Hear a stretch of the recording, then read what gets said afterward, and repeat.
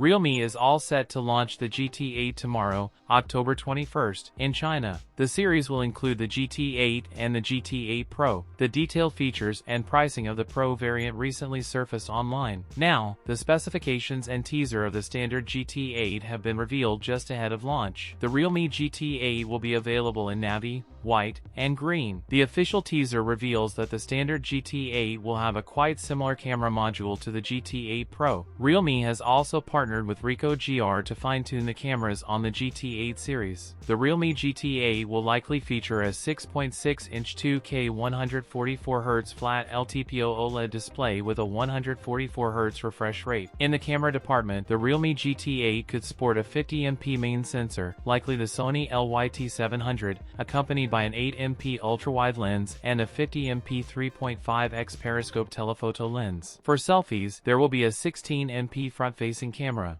On the performance side, the phone will run on the Snapdragon 8 Elite chipset, run on the next-generation Realme UI 7-based Android 16. The device will pack a massive 7,000 mAh battery with 120W fast charging. That's it for today's video. If you enjoyed it, don't forget to like, comment, and subscribe for more content. Thanks for watching, and I'll see you in the next one.